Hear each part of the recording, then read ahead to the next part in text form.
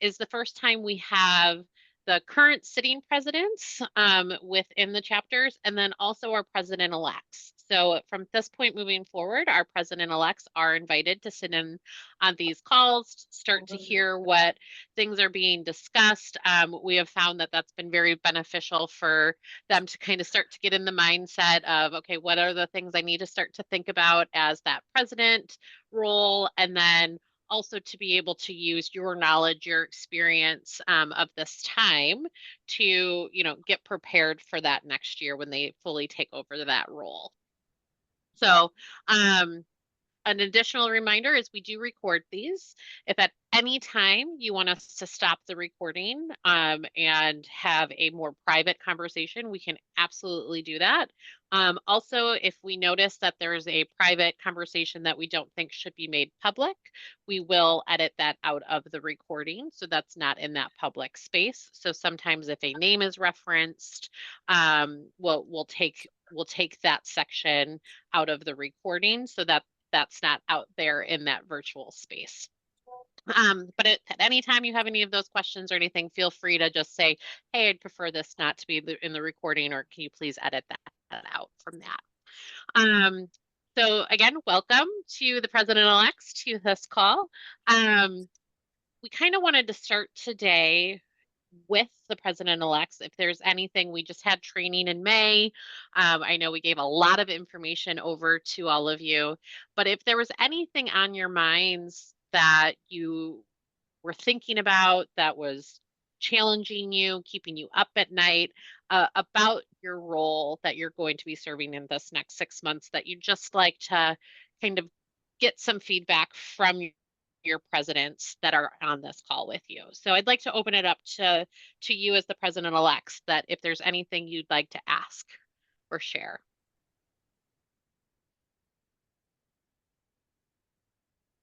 All right, it doesn't look like there's any, which is great. So again, if at any time you do, feel free to either drop it in the chat, come off mute, and in the future too, we also have that exchange group. So it's presidents and president-elects in that group. So feel free to use that exchange group. I know there's not a ton of conversation on it, but that's, it's to be used when there's a purpose. So if you do see someone post something, please go ahead and respond to that. It's set up for all of you that if someone puts something out there, you get that automatically over to your inbox. So again, if there is ever a question, please, and you have an answer, please respond to that. Again, that's that private group.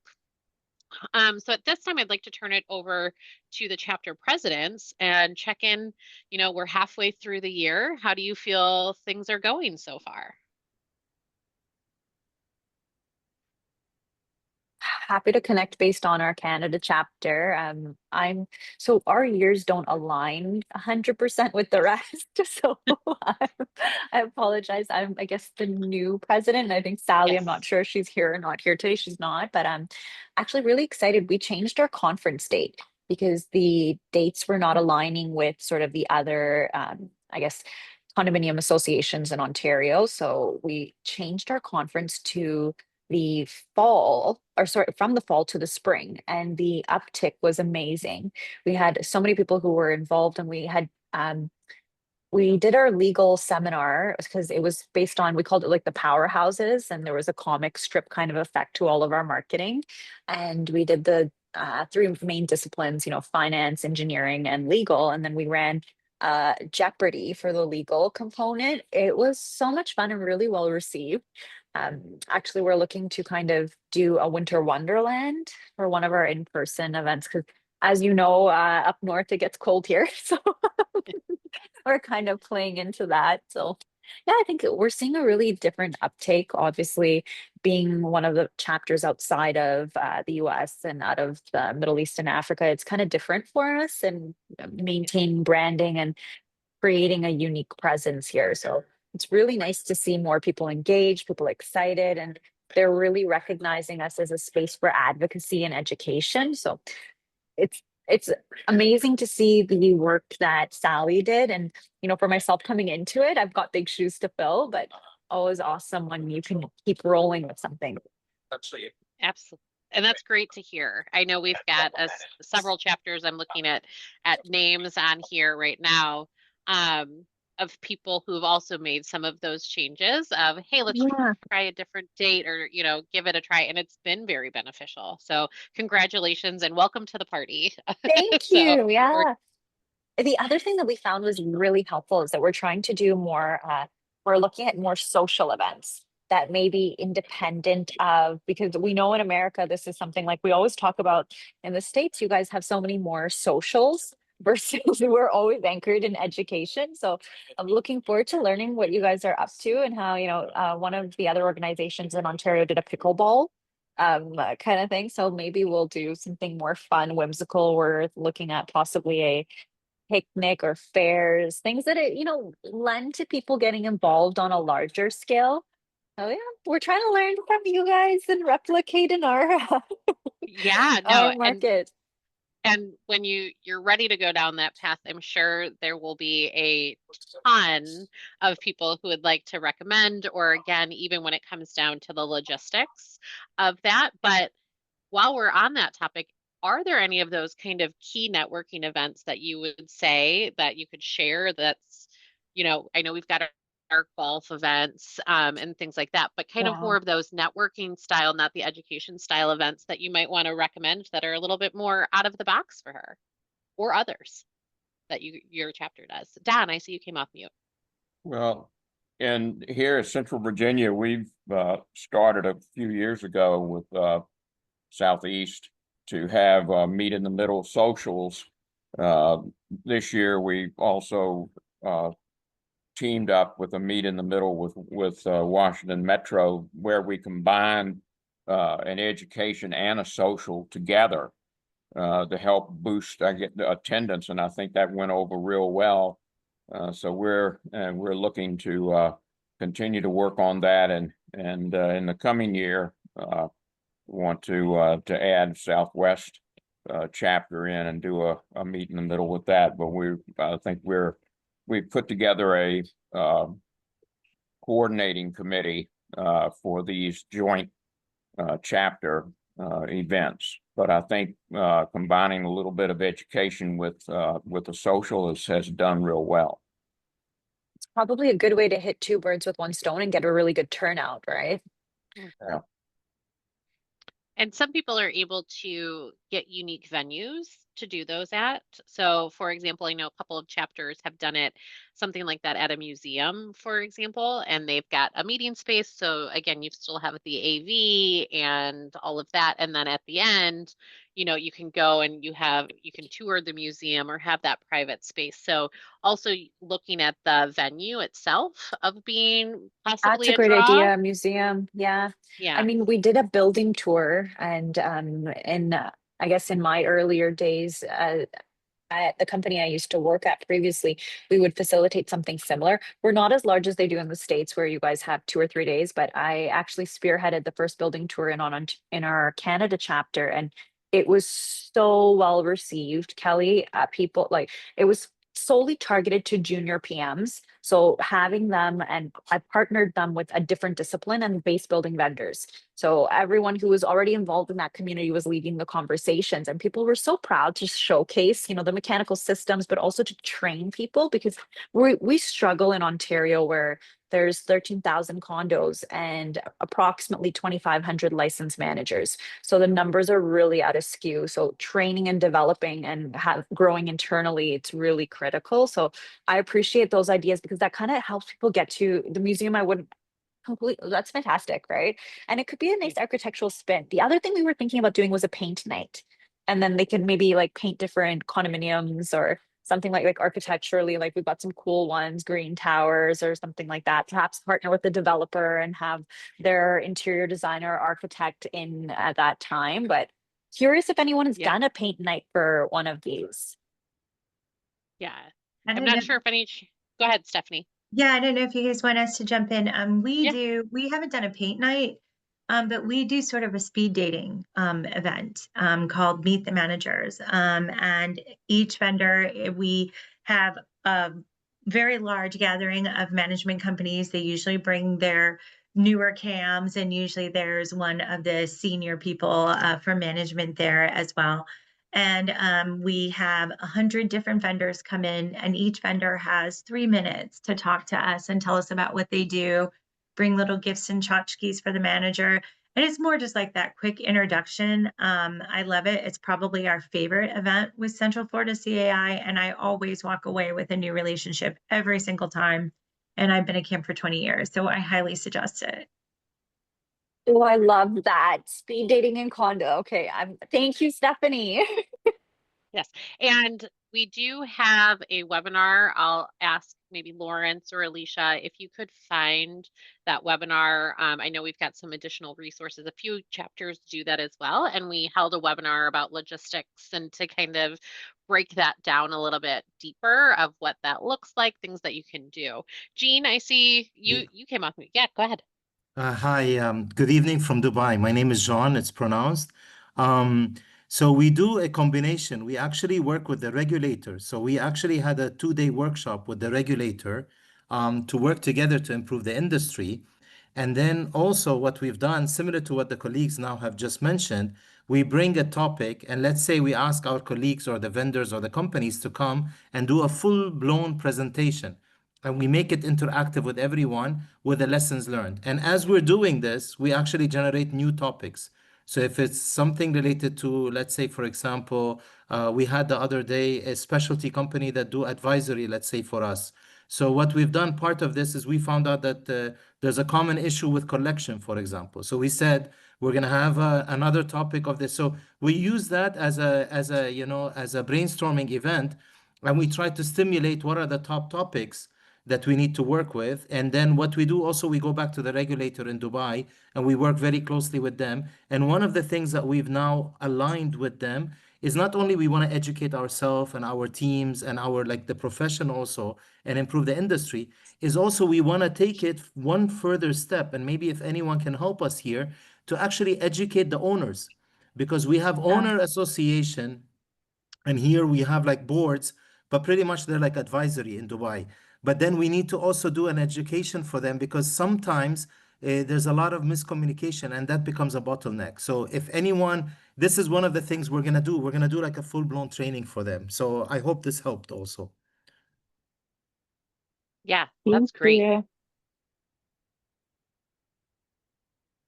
Does anyone have any feedback about how to get some education towards homeowners? I know, again, a couple of chapters I work with, I'm not seeing them on this call right now.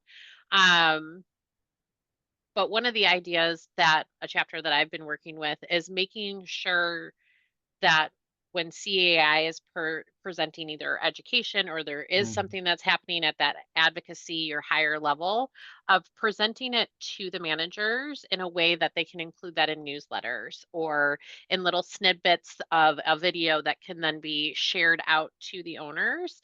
And so Okay, the excellent. managers aren't having to do as much of that work of recreating and taking that message and here in the States, the legal language is much different and hard to understand. Yes, So putting it into kind of the terms and format in a yes, way that the homeowners will understand it. How does this affect me? Why is this important for me to know about? And also, the things that the managers are doing. Like, why is it important for your manager to be involved in getting this education? Here's why. And yes. but putting it in the format that it can be provided back to them. So that might be a starting point. It might Okay, not be thank you. as much of a in-person style session as much as starting that communication line and having them see, oh, this is what this is and this is why it's important, but in a way that it's a consistent message across the board and And not uniformity. added. Yes, You're right, exactly. Kelly. It's uniformity too. Yes, Yes, correct. yes, Thank you. absolutely. Thank you. Well, one thing I'll say something from Gold Coast that we try to do. The ones that are members, we try to not charge them. So maybe, to our events. So because it is, I'm sure everybody here can resonate that, getting homeowner participation is tough. But when we do have the events for the members, we try not to charge them, and maybe that's incentivizing them to attend. I mean, unless it's something like a golf, tournament or something that is a high ticket item. So when you're doing any of your, social event or where there's like a training, to not charge them, that may be an incentive, or charge like and for the ones that are non-member, like a minimal fee. Mhm. We've also Okay, seen thank a you. couple of chapters just overall kind of talking about the pricing of, with specifically our homeowner group, and knowing that kind of their pockets aren't as big sometimes. I know some chapters are starting to provide either scholarships or sponsorship for those people to be able to come and attend. So that might be something if you're interested in to start to kind of float that idea around of how can you get them to attend, because again, there's a lot of people in the space that want to see them and talk to them even if they don't have that pocket to attend some of these events like the golf tournaments or the bigger ticket items that would still be good to have them involved with. All right, anything else? Anything anyone wants to throw out to the group at this time again that you're thinking about? Anything keeping you up at night? All right, so I'm going to throw out usually right around this time is when chapters start to think of strategic planning and what is our next year going to look like, and really having that strategic planning before finalizing your calendars, before finalizing your budgets. And so I know a couple chapters have already kind of started that. They start a little bit earlier, but usually it's from this time into September, I would say, is when a lot of chapters really start to focus on having that strategic planning meeting. So for the presidents in the room, kind of, again, you went through that process last year of, kind of looking at the past year and everything and kind of putting that plan, making sure that the goals aligned with your vision as well of everything. How are you all feeling kind of starting that process? And have you started to bring in your president-elects or the president-elects on the call? Has your president started to bring you into the kind of that start of the conversation around strategic planning? So we did our strategic planning collectively, which I think worked really well out of Sally's office. So there was more the handover between Sally, myself, and one, I guess, our association, like the EA, Lynn. We did that. Actually, we had a little team meet yesterday, which was great, and highlighting what does our year look like, because we're not aligned, and it makes it very strange. And one of the things we were talking about is possibly amending things so you could have 2 terms, because we're out of sync with the US. And then what ends up happening is that we start in May, June. And then by the time, like, I'm planning in December for the next fiscal, or, right now in June, it's actually, I'm planning for the next president's tenure. So I think that made it nice because Sally was very interactive with it in the sense. So, we looked at a pullback schedule of the year, made sure we had enough educational events and set specific thresholds, how many were in person, how many were virtual. And it just makes it so much easier keeping our subcommittees in line. That's really our focus this year, is to make sure our education and events committee are hitting their dates so we can get that uptick and expand our membership. That's great. Has anyone else started the process? Shannon, go ahead.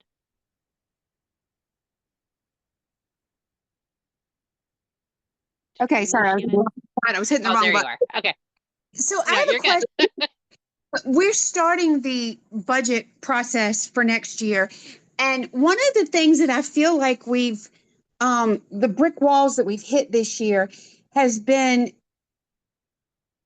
in the summer of last year, we were setting a budget for an event that's going to happen this December.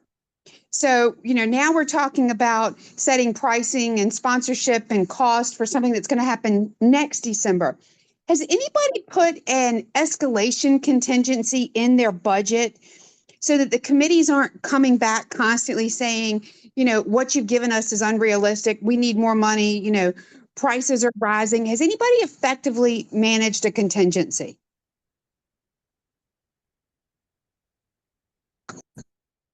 Hi, Go ahead. Candace with the Washington Metropolitan Chapter of CAI. I'm president-elect. I wouldn't say that we have put together a contingency per committee. We have a contingency overall, but what we do is we set a deadline. So right now there's an email going out to, actually last month, an email went out to committees saying, look, it's June, you need to get together, figure out what you want to do next year, come up with a budget, provide it to us for review. And then that empowered them to plan accordingly. So the board wasn't dictating what they're going to do, what amount they're going to get. And so we have a whole structured process. And so the committee, they have their bells and whistle wishes, and they put a plan together. They present it to the executive director, who plugs it into the overall master budget. And a meeting is set with the budget committee, which is led by our treasurer. And that meeting is an opportunity for each chair of the committee to meet with the executive director and the treasurer and the budget committee. And the budget committee is usually made up of someone who thinks they're going to want to be treasurer next year and a non executive committee board member. And they pitch why we need this money, why we need these funds. If something has to be cut out, here's what we're willing to sacrifice for that. So they know they have to set up their own priorities of, okay, if we don't get everything we ask for, we're willing to cut, like, these items here. And then once all of that adjustment is made, it goes before the board of directors and it's presented out. We do ask the chairs to attend that meeting as well, should any board member have a question specific for a committee, and it's reviewed and it usually gets approved with no issue.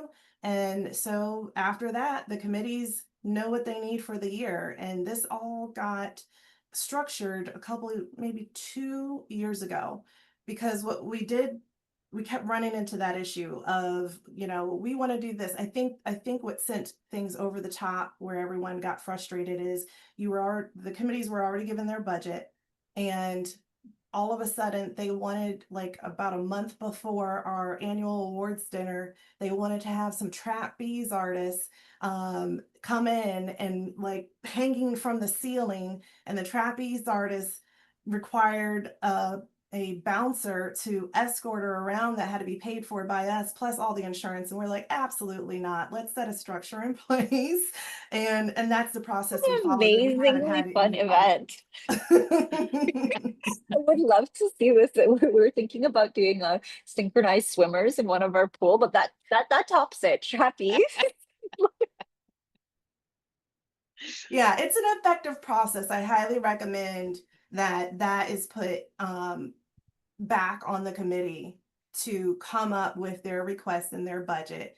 It squashed a lot of drama because it resulted in, okay, fine, you want more money. You didn't present this during budget season, so we'll see, but you should have asked for it last year. Yeah. Don, I see you're off mute. Oh, back on. No, I was going to say that, our couple of major events, we usually get contracts signed 12 months, 9 months in advance. So our two big ticket items are our annual lunch and election meeting, and then of course our expo and CA day. So we're usually contracted in before we even start the budget process. For the next year, we've got those big ticket items already put in. And then as we go along, if the scope of the committees, and we go to the committees to get input as well, if their scope expands, then part of their responsibility is to expand the sponsorship to cover it.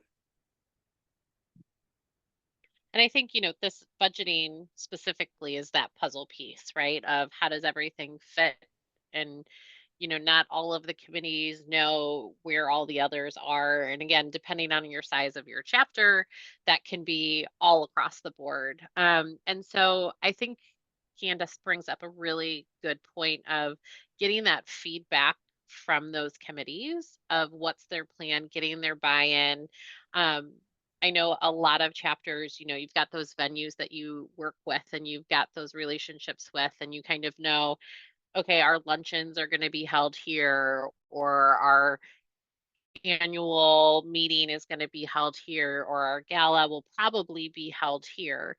And if those are remaining the same, having whoever, whether it's the committee member or if you have staff that has a role in the venue, and that relationship, ask them about their pricing for the next year. You know, are they planning to have increases? You know, we are seeing that kind of across the board, that we are seeing higher food and beverage, higher AV prices, higher parking. So how does all of that factor in to your events, to your budget, but also other services as well? You know, I know a lot of systems that people use. I'm hearing that, you know, the price used to be $500 and now that price is $700. So even outside of those events, what other costs are going up? And how is that affecting the bottom line of things? Do you have sponsors to cover that? We actually just held a really good, in preparation for your sponsorship call with your chapter staff earlier this month, to kind of go over sponsorship packages, things that were being offered, trends that we're seeing, you know, based on chapter size and things like that. So your chapter staff have already started thinking about, okay, do we need to increase options, increase pricing? Do we have the right things in place with our sponsorship packages too? So I think there's a lot of those puzzle pieces with the budgets to be aware of. And Shannon, you bring up a really good point. It's hard sometimes to say, hey, we're planning this, the event hasn't even happened yet, especially if it's a new event that hasn't happened in the past and this is the first year you might be doing it, to kind of get a feel. But I think at the end of the day, you've got to do the best that you can. And if they need more money or the budget isn't in line with that, that's something that should be brought back to the board to approve. Whether, you know, we need to add an addition, we need to subtract something, you know, can this sustain for that? So just make sure that that's very transparent with the committees, that if what is changing does need to be approved by the board, and that the board is very open to having that conversation if it's needed based on whatever those reasonings might be in the future. Are others starting to work on your budgets too right now as well? I see a couple head nods. Any concerns about budgeting or tips that you might have for people who might not have been as a part of the process in the past? Go ahead, Brenda. For us, the gala, it's surprisingly golf is kind of staying standard. You know, that's a little bit, but gala seems to, the food prices have skyrocketed. So we're trying this year something different because it's a new concept. We really, you know, because of all the turnover that we've had with the CED, has been difficult for us to plan ahead. So we've been on like survival mode for quite some time. But I think this year, the person that we're speaking to, we're trying to say, hey, listen, if we get a break for gala, you know, we can promise, you know, this will be our venue for next year. So that's kind of where we are negotiating, because the prices have been astronomical. So yeah, that's the only thing that, you know, like per your recommendation is we're trying to do. We're trying to work on day of education as well to try to nail those venues, you know. I think the Southeast, our neighboring chapter, has been better at that. You know, they have certain venues that they've kind of booked time after time. For us, golf has been difficult, like I said, because we create excitement with these new golf courses. So that one, that's a little tough, you know. We ask around, and normally for that event, we try to get a golf tournament in a place that normally you would not be able to play, you know? So that's the traction we'll get from that. So other than that, we're trying.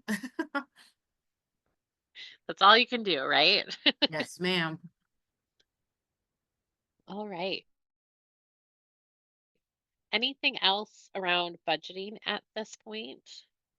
All right, so we've kind of talked about budgeting. We've talked about, you know, just getting ready for strategic planning. The other piece that kind of factors into both of these, and it kind of got brought up a little bit, is your schedule of events and taking a look at that calendar.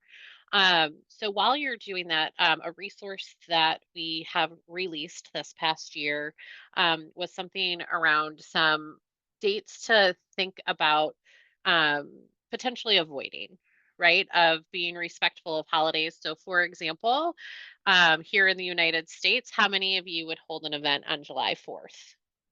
Right? That's not something that you would ever think of doing. You know that if you were holding an education event that day, you would not get any attendance, right? And so we took a look at a lot of calendars and a lot of things out there. And so we put together kind of this master grid so that it's in one place for you. Thank you for dropping that in, Alicia, our observance calendar. So we do recommend that as you're setting your calendars for next year to take a look at that. You guys all understand the members that you have within each of your different chapters, the cultures that are within your chapters. But just when you're setting dates, please take a look at that and think, hey, maybe we shouldn't hold it on XYZ date because of this. And, we could easily move it to the following week potentially. So again, take a look at that as you start to do that. Feel free to also share that with your education committees as we move forward as well. All right. Well, where we Go have ahead, Deb.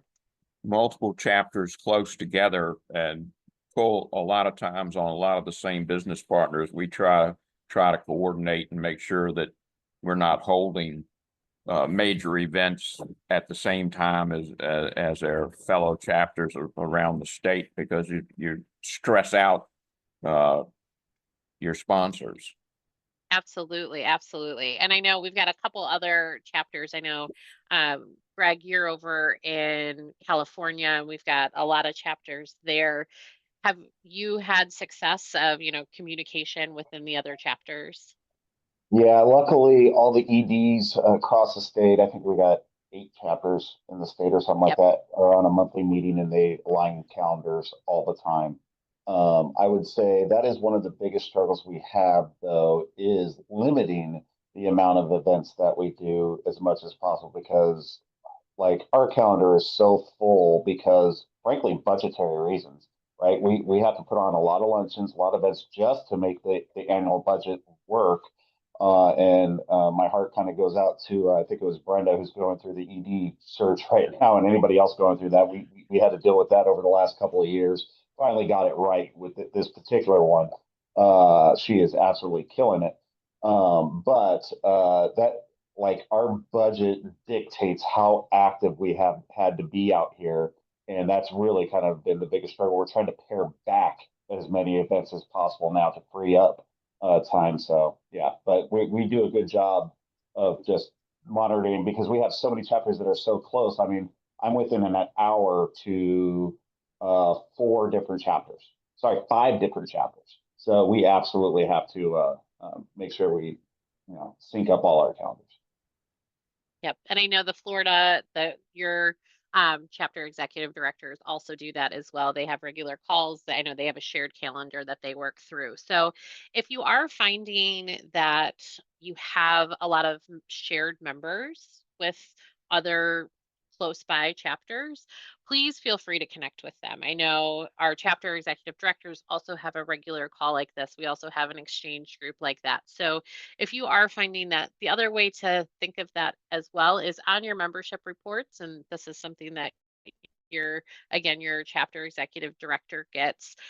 We have a chapter business partner. So that is a person or a business that isn't a part of multiple chapters. And usually those business partners are in a close by region. So if you do find that you have a lot of those, it might be good to start to look at that of who else are they participating with? Are they going to decide to do a different chapters event than yours if it's overlapping? So again, feel free to kind of talk to your executive director about that, see if they're concerned about any of those logistics, and if there's other chapters that maybe you should be comparing calendars with. All right. Okay, so other than that, is there anything anyone's really excited for this summer that that's happening. No one's excited for anything happening. I see Jason laughing at me. He wasn't expecting that, I feel like. My brain was somewhere else. No. Well, we did, I mean, going back to events in summer and stuff. Yeah. Like we did a great picnic just recently for our chapter. That's our fun summer event. Our Young Professionals Committee runs it every year. They do a great job. And we take it a step further where it's not just the managers and business partners and homeowners, but we invite their family. And I think that makes it sort of a different event that's a lot of fun. And I'm probably biased because one of my employees is the chair of the committee.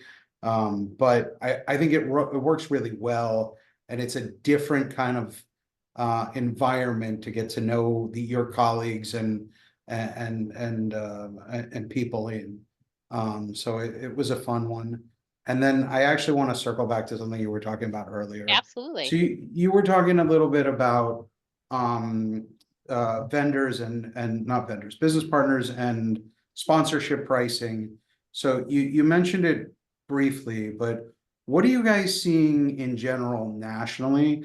Because I got to tell you, at least in South Florida, there's a lot of competition, and we're starting to see even some long-term chapter sponsors pull off their dollars to either do an event by themselves or pick one of the 800 people that are sticking, 5 business partners together. So what are you guys starting to see as kind of a trend nationally that we should consider when we're walking into that budget conversation?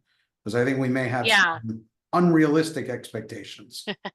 I think the biggest thing is, especially with the business partners that we're seeing, is it's the relationship that you have with them and the conversations that you have with them of what is your expectation? What do you want out of this? And I know that's hard because that's a lot of work, having those conversations with people, whether that's a board member, whether that's your staff doing that. Again, it's not a simple email that you can shoot off and then just get a collection or a survey that you can do. But we're finding that when you're having these conversations, and we've got a couple chapters who have done this really well and they've seen it, and it's, hey, we're offering this new sponsorship, and they're like, yep, here, I'm not even questioning it because you know what I want out of it and what I need, and so I trust you, and you've given me the ROI and you understand what I'm looking for. So if you're seeing that, if there's again a trend, if you're seeing all of the roofers kind of moving somewhere else, then that might be a different style of red flag of needing to look at why they're not finding a benefit as a certain type of business partner. But I think having a conversation with them of, are you getting what you're looking for? What are you looking for from attending our events or for sponsoring our events? And having some of those questions. And something that we've seen come out of the pandemic is, how adult learning isn't the same that it used to be, right? People aren't wanting to travel across country for multiple day just workshops on a special thing. They want, if it's there, I want to be networking. I want to have a reason, it might be a higher level position that they're sending to do that versus an entry level. And so again, we're kind of seeing that in this stage right now with sponsorships of, they want things more tailored. They want more of an experience potentially, so that when they talk to that manager or that homeowner, they have that connection point, almost like you brought up, Jason, that picnic in the park.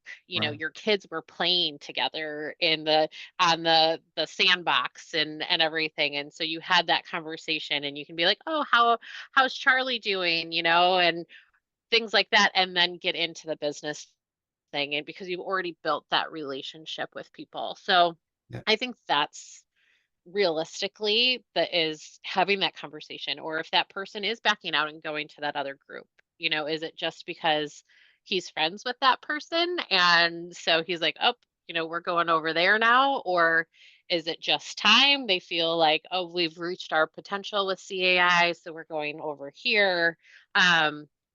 Because something that they might share with you might be something that others down the line might start to experience. So is that something that we need to change? need to provide a different type of event or resource or sponsorship type to them that they might be looking for. So again, I know it's hard to have those conversations sometimes, but if you can put that effort to it, and again, whether that's board members, committee members, or again, your staff giving them kind of that ability to find that time to build those relationships and have those conversations. Again, those have been a game changer for a lot of our chapters that saw that. So Well, thank you. yeah. So Go ahead, Shannon. something Jason just said, one of our challenges in Southeast Virginia is there's so much, I would say, old guard and those of us that have been doing it forever. And Jason, could you elaborate a little bit on your young professionals and what does that look like? And how did you get them to plug in? And do you have a charter for that group? I mean, these are like, I am excited about this. It's a really strong group, and actually they're probably the most active group we have at this point. There are some charters and stuff in the toolkit. I think that's where we got it from originally. I take no credit for starting it or having anything to do with starting it. I'm definitely, they only let me go if I buy drinks. I'm too old. But it works well, and in our, I'll tell you what we've done in our chapter, because not everybody's the same. I want to say it's 30 or 35 and younger off the top of my head. So some of it is people who are somewhat new to the industry. They may be intimidated by being in the room with us older folk. They may want to say, they may want to speak a slightly different language than we do in a sense, but they've created sort of a social aspect and a business aspect, right? So our group has, I don't know, 2 WhatsApp chats, and it's in addition to our regular stuff. And they may go roller skating, or they may go do a beach cleanup, or things like that create sort of that community that generation is looking for a little bit more.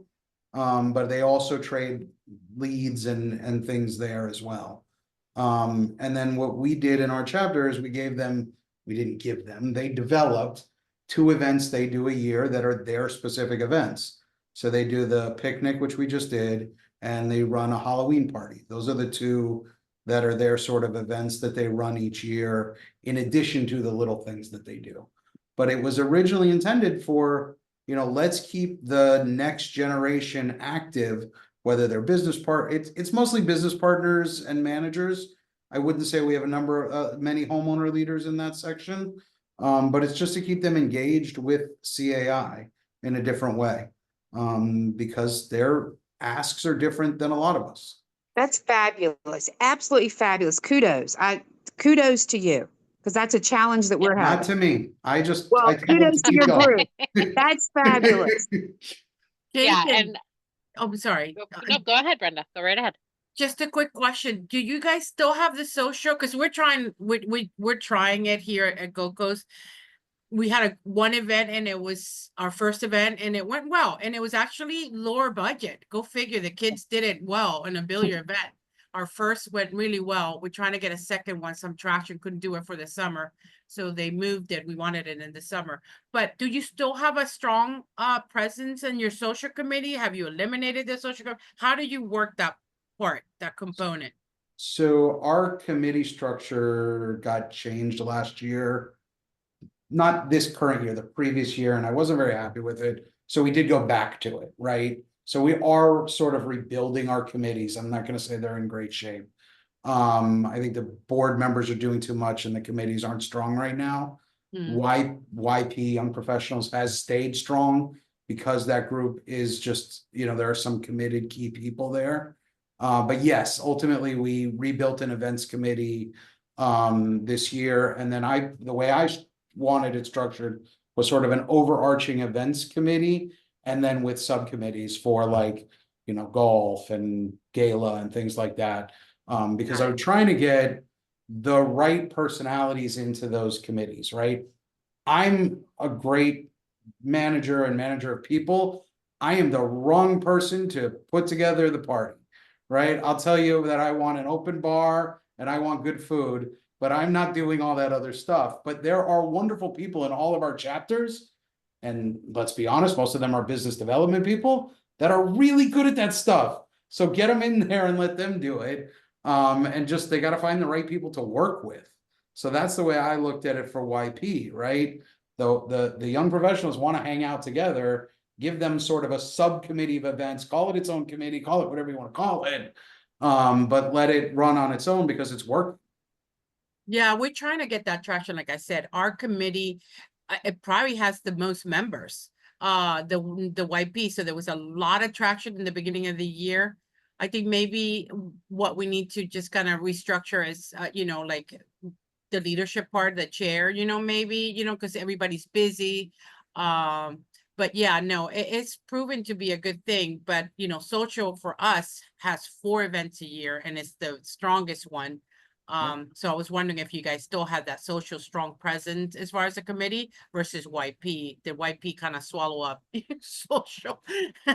I don't think And- it should. I think you need both, right? Because Yeah, look, the reality is we're all volunteering for this stuff, right? absolutely. So the last thing we need to do is burn out any one committee.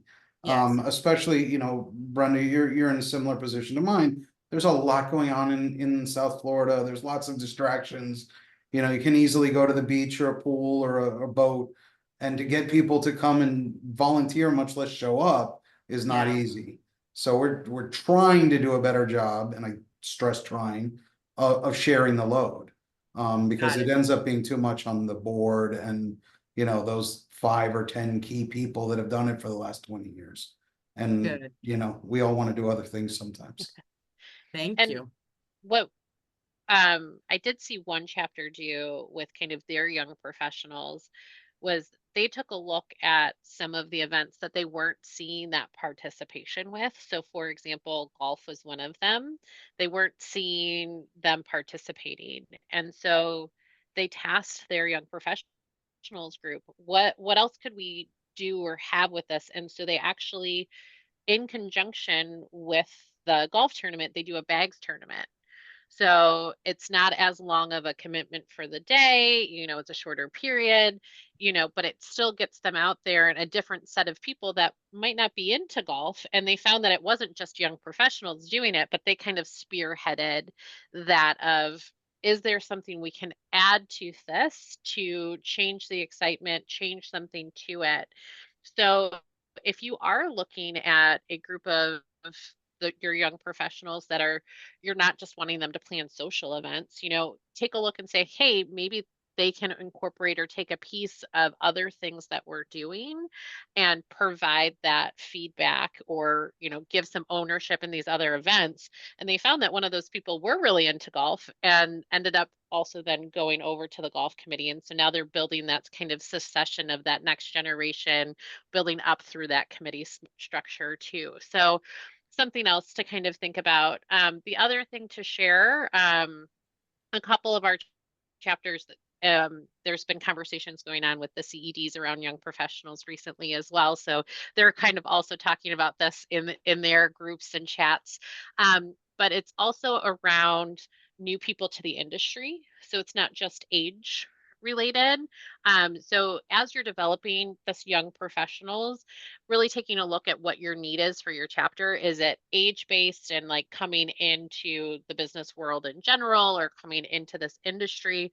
Or is it people who are moving into this career, from some other industry completely that still needs to help build that network and, get to know what this industry is, but maybe they're older in age. So depending on what you're seeing within your area, it might be good to kind of look at those different ways. And again, we've seen success in both of those. The other thing, if you're seeing those young professionals that want more, this summer we are launching our mentor match program. And so we are looking for mentors too. So if you've got some of those kind of the people who have been around, that old guard, as you said, Shannon, we're looking for people to serve, and it's a virtual component that we're doing. But also that mentor person. So we've got kind of that that responsibility of both, and we've got it outlined. So we will be launching that later this summer. So be on the lookout for that. But definitely, if you have some people that would be good to go and work through that program, I think that it's a great opportunity, and it's not just area based, right? So again, it's throughout our membership. So I know sometimes you hear the competition issue, and we're not sure if we want to mentor someone if they're with a different company or my competitor. So this kind of helps take that out of that realm so that you're not as worried about that piece of it. Anybody else doing young professionals that want to share, or questions that you might have about that piece? I know we only have a couple minutes left in our call today. Is there anything else anyone wanted to bring up before we all end for the weekend? I'm seeing head shakes now. Okay, great. Well, thank you guys for such a great conversation today. And it was good to see some new faces. And thank you for joining us from the Middle East, also from Canada. It was great to see you. Thanks for staying up late for us. We really appreciate it. So if anyone needs anything, again, please let us know. Please feel free to use that exchange group. You will be seeing an email come through. We send a weekly email to you that you'll get. So that's the group that comes through. But we hope you have a great weekend and a great rest of July. For those in the US, have a great 4th of July. We will see you after that. And have a great start to summer. Thanks, Thank you everyone. very